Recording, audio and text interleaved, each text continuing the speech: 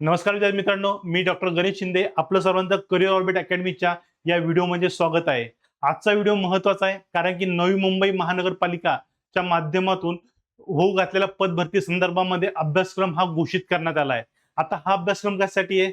गट अ, ब, क या सर्व पद भरतीसाठी हा अभ्यासक्रम दिला गेला आहे आणि या अभ्यासक्रमात सगळ्यात महत्त्वपूर्ण काय त्यांनी डिटेलिंग स्वरूपामध्ये अभ्यासक्रम दिलेला आहे।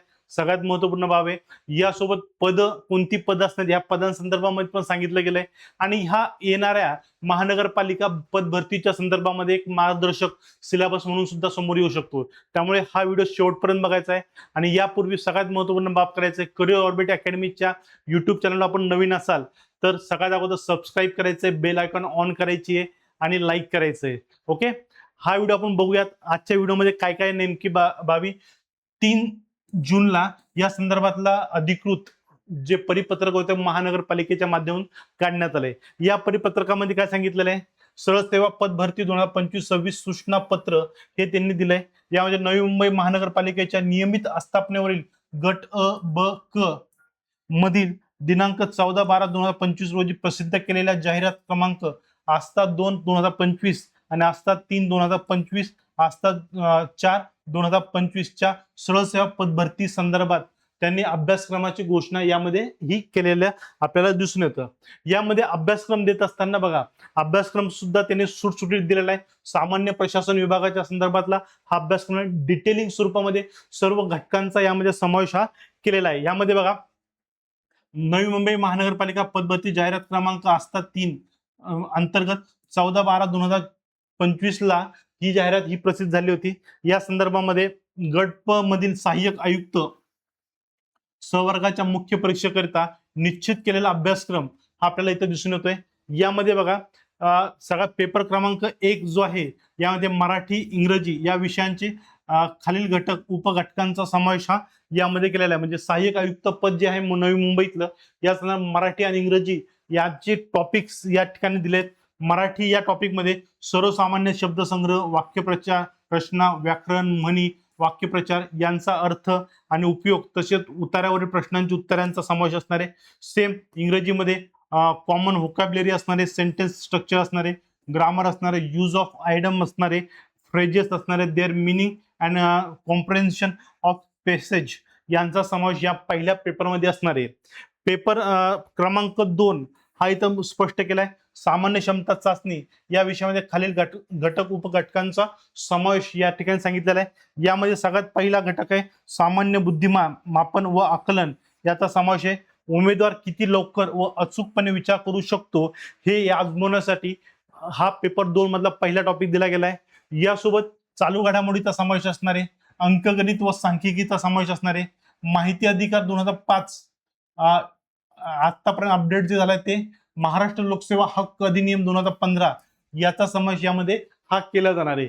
यासोबत ट्रेडिशनल याच्यामध्ये भारतीय राज्यव्यवस्था, भारतीय संघ राज्यव्यवस्था म्हणजे इंडियन पॉलिटी, भारतीय राज्यघटना, स्थानिक स्वराज्य संस्था, कार्यकारी मंडळ, न्यायमंडळ, विधिमंडळ इत्यादी घटना कशी तयार झाली व घटनेच्या प्रस्तावनेमागची भूमिका व तत्वे, घटनेची महत्वाची कलमे व ठळक वैशिष्ट्ये, केंद्र राज्य संबंध, निधर्मी राज्य, मूलभूत हक्क, कर्तव्य, राज्याच्या धोरणाची मार्गदर्शक तत्वे, शिक्षण, युनिफॉर्म सिव्हिल कोड काय आहे, स्वतंत्र न्यायपालिका काय आहे, राज्यपाल, मुख्यमंत्री, मंत्रिमंडळ, कर्तव्य, अधिकार व कार्य, राज्य विधिमंडळाची विधानसभा, विधान परिषद यांचे सदस्य, अधिकार, कार्य, कर्तव्य, विधी समित्या इत्यादींचा समावेश या इंडियन पॉलिटिक्सच्या सेक्शन मध्ये हा केलेला आहे। पेपर 2 मधला महत्वाचा घटक आहे।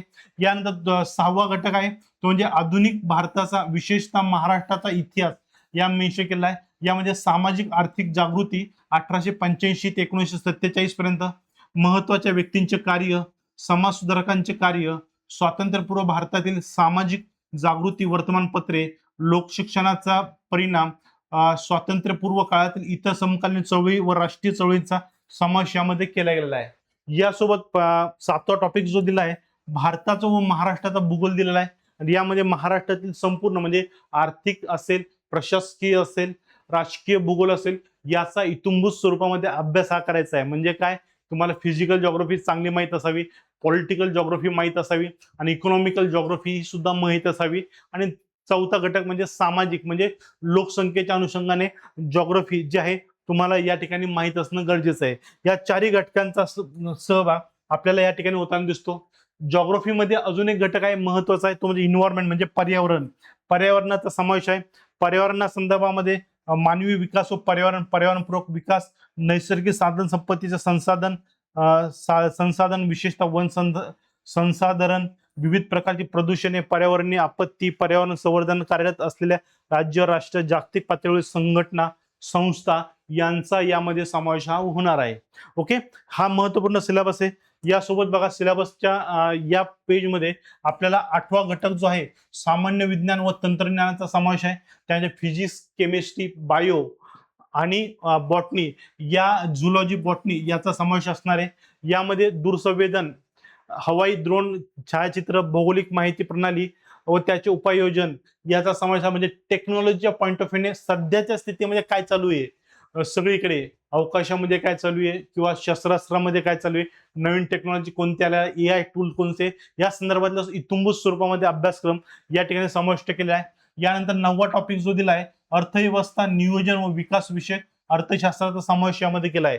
आणि इकॉनॉमी हा मुख्यतः 2 भागात विभक्त केला आहे. तो म्हणजे समग्र लक्षी अर्थशास्त्र, यामध्ये समग्र लक्षी अर्थशास्त्र, वृद्धी आणि विकास, सार्वजनिक वित्त, आंतरराष्ट्रीय व्यापार व आंतरराष्ट्रीय भांडवल या घटकांचा समावेश यामध्ये केला आहे. आणि दुसऱ्या टप्प्यामध्ये तुम्हाला भारतीय अर्थव्यवस्था या संदर्भात सांगितलंय.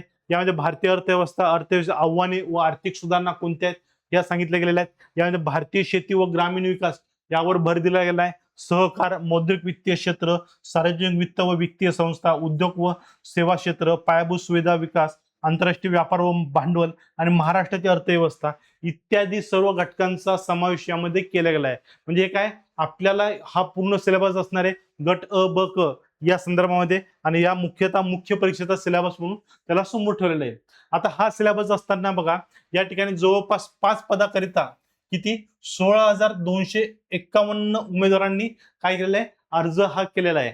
आणि यासाठी जो सहाय्यक आयुक्तचा सिलेबस आहे हा काय असणार आहे, 200 गुणाची वस्तुनिष्ठ बहुपर्यायी ऑनलाईन पूर्व परीक्षा ही घेतली जाणार आहे. नवी मुंबई महानगरपालिका संकेतस्थळावर 19 जानेवारी 2026 रोजी प्रसिद्ध करण्यात आलेल्या अभ्यासक्रमानुसार ही पूर्व परीक्षा ही घेतली जाणार आहे.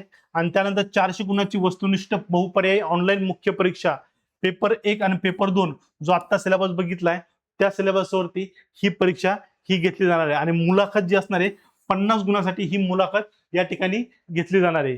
यासोबत बघा हा सहाय्यक आयुक्त संदर्भामध्ये यानंतर नवी मुंबई महानगरपालिका पदभरती जाहिरात क्रमांक 3 मधील नमूद केलेल्या गट ब या प्रशासकीय सेवेतील खालील संवर्गातील पुढील परीक्षा निश्चित करण्यात आली आहे. महानगरपालिका उपसचिव आणि सहाय्यक विधी अधिकारी यासाठी 200 गुणाची वस्तुनिष्ठ बहुपर्यायी ऑनलाईन परीक्षा ही घेतली जाणार आहे. महत्वपूर्ण आहे, ही तुम्ही लक्षात ठेवायचं आहे. यासोबत बघा आपल्याला कनिष्ठ अभियंता आणि कनिष्ठ अभियंता यांत्रिकी 200 गुणाची वस्तुनिष्ठ बहुपर्यायी ऑनलाईन परीक्षा या माध्यमातून घेतली जाणार आहे. आणि या संदर्भामध्ये सगळ्यात महत्वपूर्ण बाब काय, करिअर ऑर्बिट अकॅडमीच्या ऑनलाईन प्लॅटफॉर्मवरती आपल्याला याची सर्व कोर्सेस हे आपल्याला उपलब्ध आहे. यामध्ये आपल्याला संपूर्ण सरळ सेवेच्या अंतर्गत आपले सर्व कोर्सेस हे पूर्ण केले जाणार आहेत. यासाठी अधिक माहितीसाठी खाली दिलेल्या डिस्क्रिप्शन बॉक्समध्ये करिअर ऑर्बिट अकॅडमीचं ऍप आहे, ते ऍप डाउनलोड करायचंय. या ऍप डाउनलोड केल्यानंतर तुम्हाला ऍपमध्ये गेलात तर सरळ सेवा फोल्डरमध्ये तुम्हाला संपूर्ण सरळ सेवेची बॅच आहे ती तुम्हाला परचेस करायची. ती केवळ 699 मध्ये आपल्याला उपलब्ध होणार आहे. यासोबतच आपल्याला डिस्क्रिप्शन बॉक्समध्ये क्रमांक दिलेला आहे, त्या क्रमांकावर तुम्ही संपर्क साधला तर तुम्हाला अधिक माहिती ही इथं उपलब्ध होणार आहे. या संदर्भामध्ये तुम्हाला अधिक काही माहिती लागत असेल, काही प्रश्न असेल, काही शंका असेल, कुशंका असेल, या सगळ्या बाबीसाठी तुम्ही करिअर ऑर्बिट अकॅडमीशी संपर्क साधू शकतात आणि तुमच्या प्रश्नांचं निरासन करू शकतात. धन्यवाद. थँक्यू.